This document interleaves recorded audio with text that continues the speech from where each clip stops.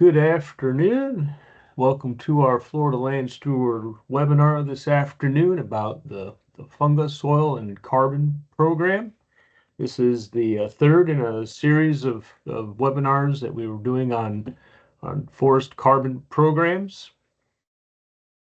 For those that don't know me, my name is Chris Demers. I'm the Extension Program Manager for the Florida Land Steward Program at the UF IFAS School of Forest, Fisheries, and Geomatic Sciences. I run our Florida Land Steward Extension Program, and the mission of our program is to help and encourage private landowners to manage their lands for multiple benefits, some combination of forest production, agricultural production, and habitat management.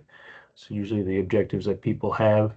I'm joined today by Mr. Anthony Seliskar with the Funga program. He's the land project director with that company, and he's going to be sharing information about the Funga program and opportunities for forest landowners.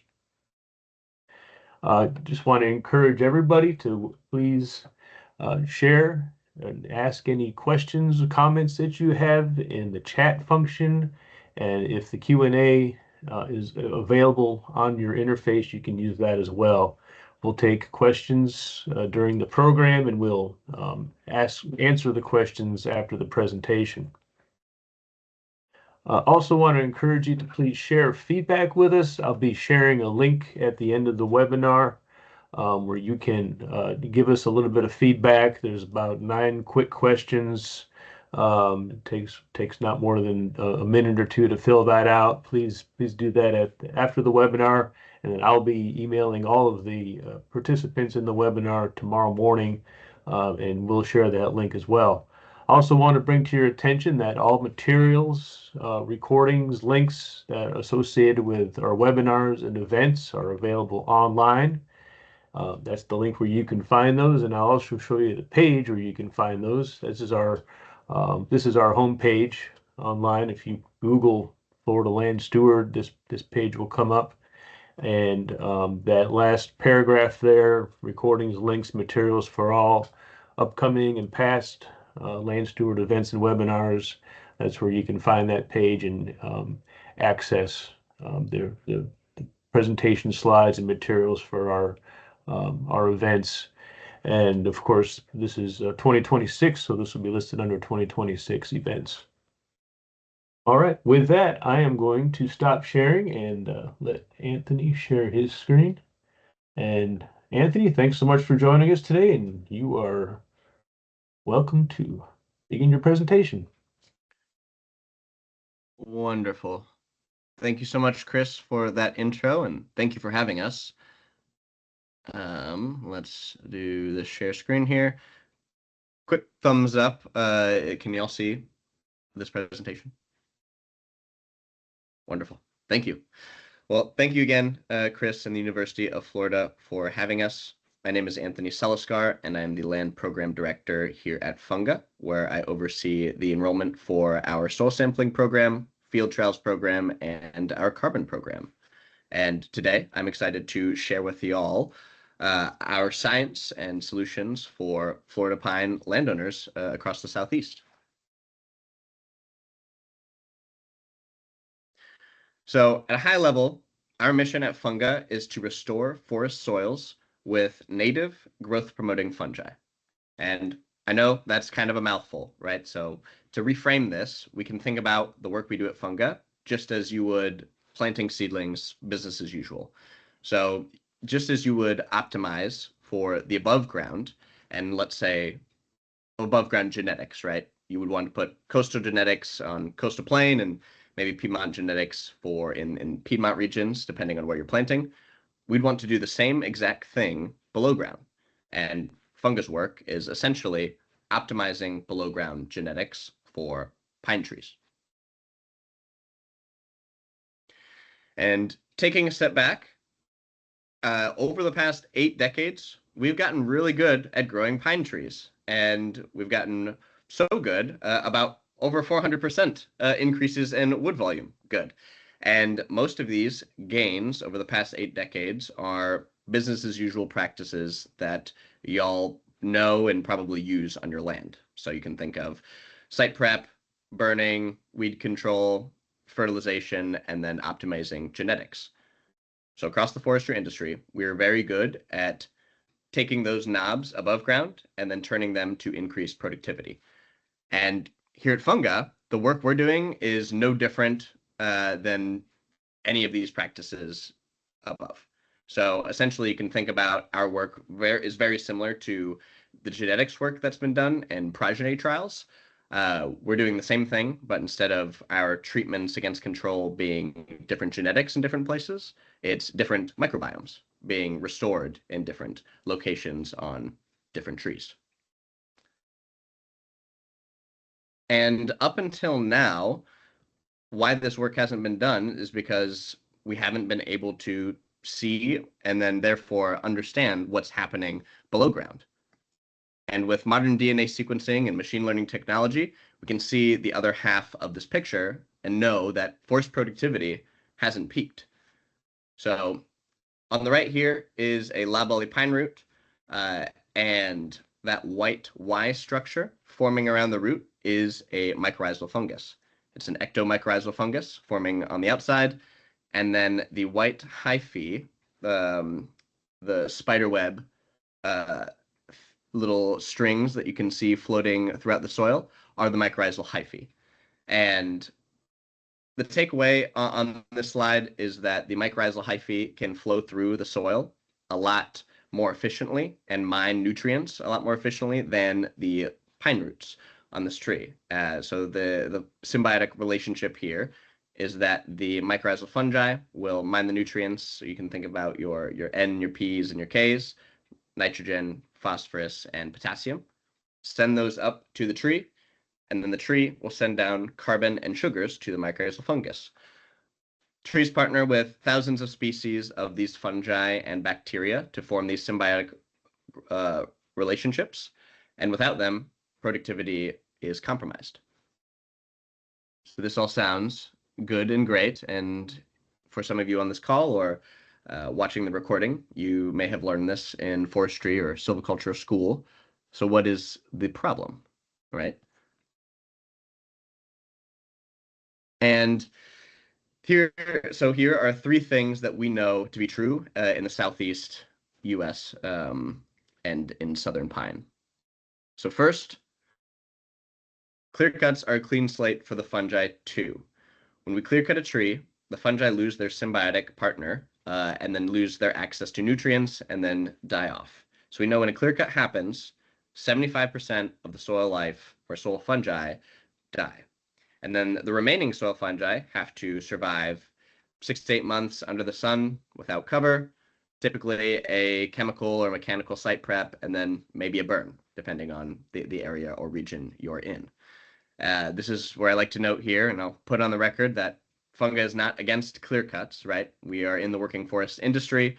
We know it is a part of our business, and we are working on how to, we're working on how to make this system just a little bit better and more regenerative, right? Where we're taking a solutions first approach. So again, first issue is when we clear cut trees, it's also a clean slate for the fungi. The second thing we know in the Southeast is that these fungi can't restore, these forests can't restore the fungi fast enough. And we know through the soil samples that we've taken, like time series soil samples, which I'll get into in later slides, as well as research that has been published, it takes about 27 plus years for the forest microbiome to recover to that 75% baseline level. And now you might be wondering, right? Well, we grow pine trees very fast in the Southeast, and y'all might not, might know what happens at years 25, 26, 27, right? And typically it's we clear cut and we restart the stand again. So the issue here is that doesn't allow the microbiome to recover fast enough, and then we restart the process before it's fully recovered. And lastly, we know that past fungal inoculants haven't worked, and we're aware of this, and we know why they haven't worked. In the 80s and 90s, there was a lot of work and research done on a few strains and species primarily Pisolithus tinctoris. They're easy to apply and collect the spores, but it was a one-size-fits-all approach, right? So we took one species that was easy to grow in a lab, cultivated it, grew it up, and then spread it across a bunch of seedlings, and it wasn't that effective. We know that that doesn't work, and that's why at Funga we're taking a different approach. And here again, like I said, is our mission. We're taking an approach that restores the whole microbiome, native microbiomes that are regionally based for these trees, and we're seeing a positive effect, which we'll go into later. But before we do, I'd like to talk about how we do this. So we've built the largest fungal database in southern pine history, which is very exciting. We've taken thousands of soil samples and DNA sequenced them across the Southeast U.S. And you can see on this map here, every dot we have is a soil sample that we've taken, DNA sequenced, and then analyzed. And what we're doing here is essentially identifying what stands have healthy, intact microbial communities and what stands don't have these communities, what's missing in those stands. And then additionally, with both of these, we're figuring out what the functions are of these fungi and bacteria in these stands. And when we find these healthy stands and are able to restore them on new pine plantation. Oh, actually, apologize. Getting ahead of my skis here. I have one more slide here on kind of our process from soil sampling to our final restoration, which is through our carbon project program. So taking a step back, in that last slide, we have our soil sampling program. We work with landowners to collect these soils from their stands across the Southeast. Essentially, it's a Ziploc baggie of soil. You send it to Funga. We'll DNA sequence it, send back a report of what's in the soil or what might be missing. We map in our data set what fungi and bacteria are healthy and unhealthy sites. Then we take the healthy sites and we test them. So we test them both in our little greenhouse in Austin, Texas, as well as with our partners at PRT and their nurseries. And we do nursery trials. From the nursery trials, we take the winners and then put the winners into field trials, so 2-acre field trials across the Southeast. And then we take the winners from the field trials, and then those soils are what we use in our inoculant for our carbon program. So again, similar approach to what progeny tests are and genetics. We run data analyses on the nursery trials and field trials, and then that helps us find what we call our donor forests. And landowners who have passed these kind of 2 gates, we'll call them, can qualify for our donor forest program, which essentially acts as a donor forest for our carbon program. And we could talk about that more later. But there's some financial benefits there, and it offers another revenue stream for landowners across the Southeast to help restore forest soils. Lastly, then this feeds into our carbon project soil restoration, which essentially we take soils from our donor forest and then restore these soils on seedlings at the nursery that are being outplanted across the Southeast. And here is some data on some sequences that we've took from our inoculated seedlings versus the control seedlings, which are just business as usual from the nursery that you would get. And you can see that our approach accelerates the rate at which fungal species recover within these managed forest ecosystems. So I don't know if you can see my mouse here, but on the right is a reference forest with a healthy microbiome that we've sampled. On the left is our funga inoculated seedling. And then right after, before that is the species richness of the control seedling.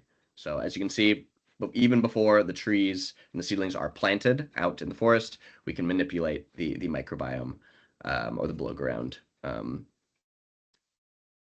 genetics, as I like to call, even before planting day. And when this is done right, here are some of the results that we see. So with our region-specific and data-driven approach, these are 2 of our earliest field trials in Georgia. The bottom line is we're seeing 30 to 60% increases in growth in the first year of our trials. On the left here is a trial we did in the Georgia coastal plain. Assuming if this growth holds, it would be an increase of a site index 81, which was the original of the site, to a 93. And then the Georgia Piedmont, which is a slower growing site, we saw 60% increase in growth in one of our treatments. Again, if this were to hold until the end of the rotation, it would mean a significant increase in site index from 64 to an 80.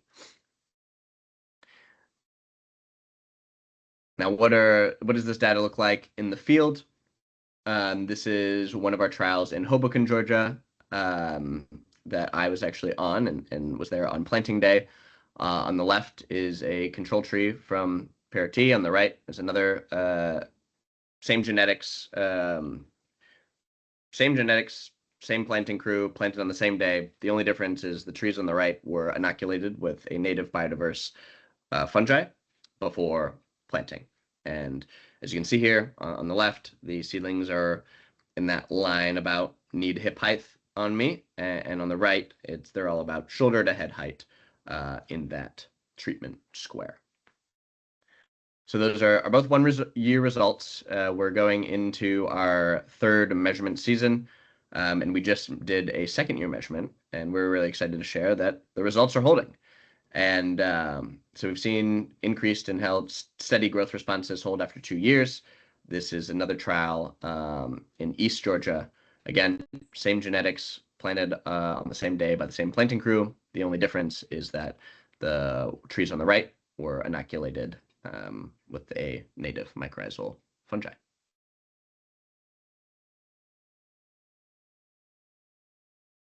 And how does this fit into our Southern Pine carbon program? So we've built a program over the past 3 years using landowner feedback from yourselves to help inform the decisions we make in our program. And we've built a low risk program to help restore your microbiomes across the Southeast. And we're very excited about that. So at a high level for this presentation, it's to join our program, it's no cost to the landowner. There's no change in management plans. So you or your forester, we work all across the Southeast. So different tree breakers, different site prep regimes or thinning regimes are all A-OK. We just ask that you let us know what you're doing and we can keep it tracked on our end. And then lastly, there's control plots to verify the additional growth, right? So we have aligned our interests directly with the landowners.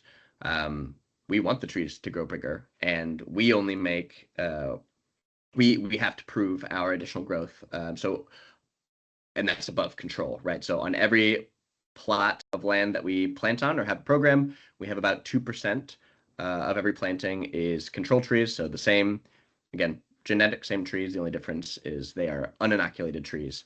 Then we go back every year, every 5 years, and measure the difference. Some qualifying criteria. We're primarily working in loblolly pine right now. We have broken into longleaf trials. So in that kind of flywheel of soil sampling, field trials, and then carbon program, we are in the field trial stage for longleaf pine. And I know we're talking to a Florida audience here, so I know slash pine is of interest. And we are in the soil sampling phase for slash pine.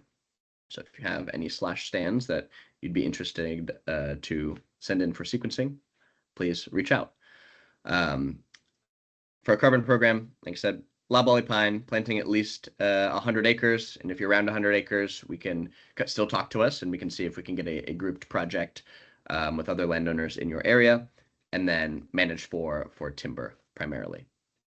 And another exciting thing that happened last year is that we have our first carbon buyer, and Netflix is our carbon buyer and helping us back this research across the Southeast, which is very exciting.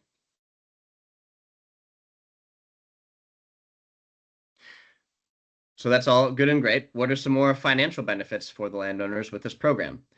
Well, first, we have upfront savings. So we've learned from landowners and they kind of want an offer or an incentive upfront to join the program. So this year we are running our seedling offer program again, where essentially we would cover the cost to upgrade certain seedling orders. So you can think about this as if you're planting bare root seedlings, we'd upgrade you from bare root to OP container. Funga would cover that delta, and the landowner would get upgraded seedlings. The other side, if you're already planting OP container seedlings, we would upgrade you to the CMP, or the top tier genetic seedling, for free on Funga.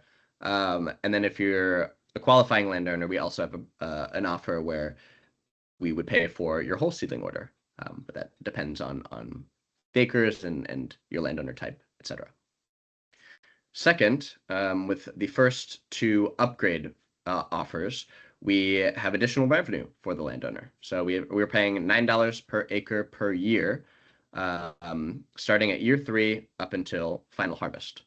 And that's, again, an annual carbon payment to the landowner every year for being in our program. And this is where, again, I like to note that Funga only takes the additional carbon rights on that timber. So the rest of the timber is the landowner's. The additional timber that we create is still the landowner's to keep. Funga only takes the carbon rights to the additional timber grown over control. And again, we have control plots on every plat of land that we've been planting on, so we can rigorously quantify how much additional growth that we create through microbiome restoration. And lastly, long-term value. Just as we've seen in agriculture ecosystems and the focus on soil health and cover cropping, we believe that this is going to bleed into and is bleeding into the forestry space. And focusing on your soil health now will build resilience into your timberland over the years to come, which we're really excited about. And here's some stats from 2025.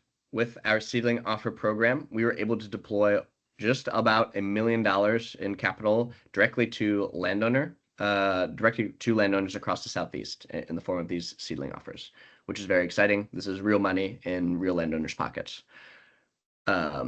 Second, we have about a total of 28,000 acres enrolled across the Southeast U.S. Over the past 3 years, which is very exciting. We inoculated millions of seedlings. I think this slide didn't get updated, but we have over 1,500 soil samples now that we've sampled across the Southeast, and we want more. And then we have 25 plus field trials established across the Southeast. We have, as I mentioned, we planted our first longleaf trials last year. We have a handful more that we're planting this season. We also played around with some white oak trials in Pennsylvania. And yeah, many more lob across the Southeast. So,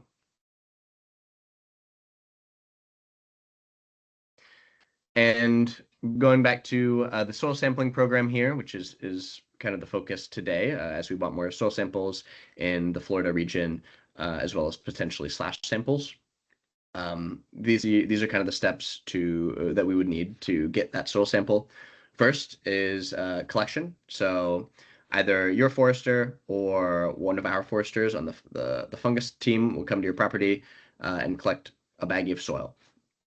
We can also work with you to do it yourself, and we have a little protocol that we can send your way after filling in an intake form.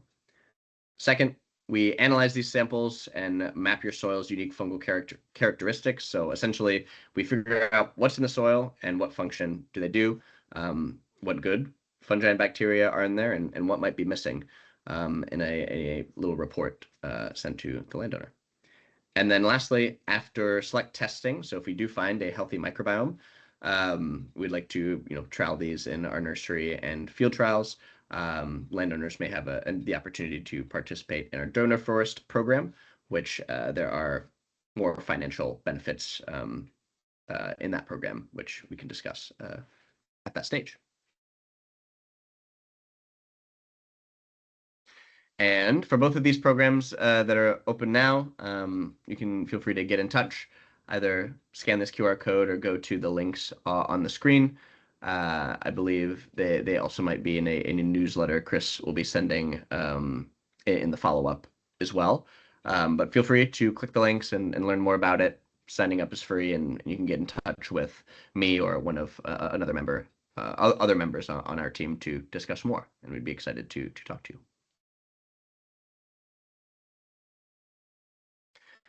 And Chris, that is all I got today. So if there are any questions out there, happy to take them. Otherwise, I can pass it back to you. Okay, fantastic. Thank you for your presentation, Anthony. I have a few questions for you on this. Um, you mentioned species of mycorrhizae. Around how many species of mycorrhizae might be found in I don't know, a baggie of soil that you might collect in the Southeast? That is a great question, Chris. And we've seen the species richness vary from tens to hundreds on the low end up to around 10,000 plus of different unique species, fungal species and bacteria in a single baggie of soil. So that's Wow. the difference, the range. Wow. Another question I have is, are you working with longleaf pine at all in Florida? Yes. I know we have some soil samples from longleaf stands in Florida. I'm unsure if we have longleaf field trials yet.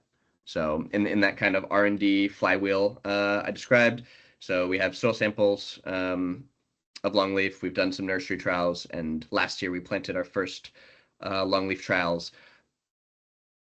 I think in Louisiana, and the other one might have been in Florida. So I think we do have one in Florida, but I can double check with you on that.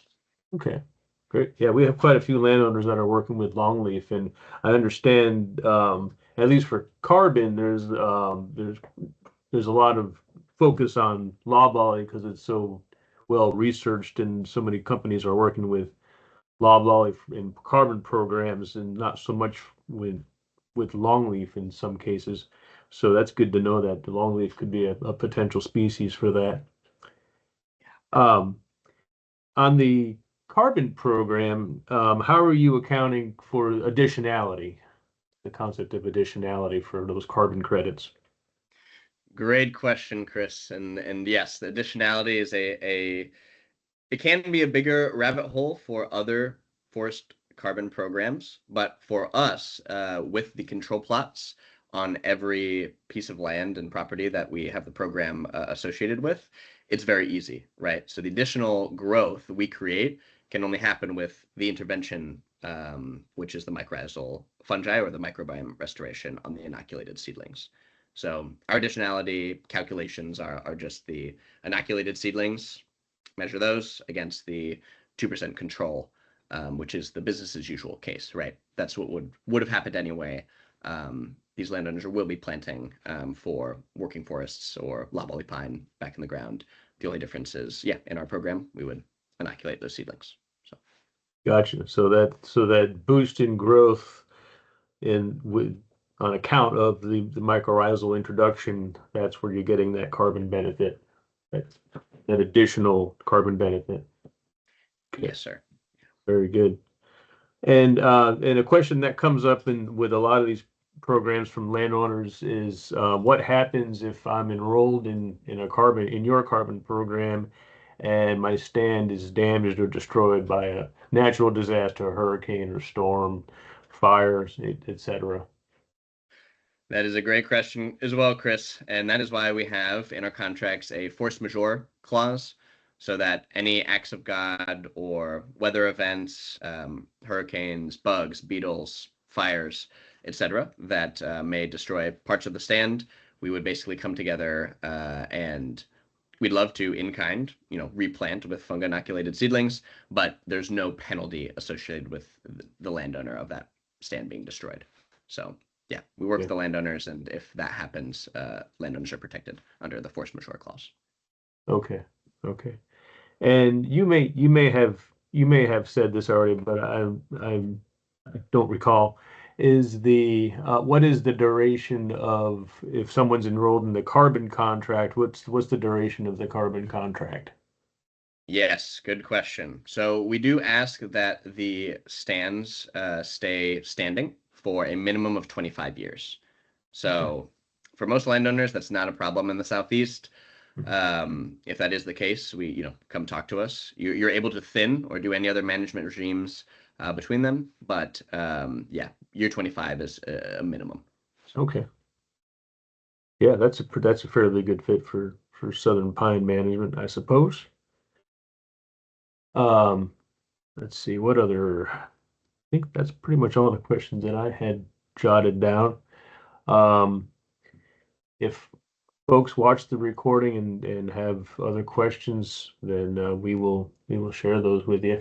I'm going to go ahead and stop sharing, and I'll do my closing slides again. I really appreciate your time with presenting this information for us today, Anthony. Yeah. Yes, sir. Thank you for having us, Chris. We really appreciate being here. And yeah, if anyone has any questions, my email is on the screen. Feel free to reach out. We're happy to answer. All right, great. Um, if you are watching the recording, your feedback is still valuable. So go ahead and use that link. That QR code will get you to the survey form. Very quick, about 9 or 10 questions for you on that. And also want to point out that the slides for this presentation and other materials associated with our webinars and events are available on our website. And again, that website looks like this is our homepage, and go down to that last item where you can find recordings, links, and materials. And the recording for this presentation will be up on the website by the end of the week. I want to thank all of our partners and supporters that make our Florida Land Steward program possible each year. These organizations contribute either financially or in kind through presentations and contributions of articles and all sorts of information provided and partnership provided in doing our programs around the state each year. So we really appreciate all of the help and support of our partners and supporters. And with that, I want to thank you for joining us and watching the recording. I hope it was a benefit. And as always, please get in touch with us if you have any questions. Anthony, go ahead and stay around after I stop the recording, and we'll wrap it up. Everybody have a great day.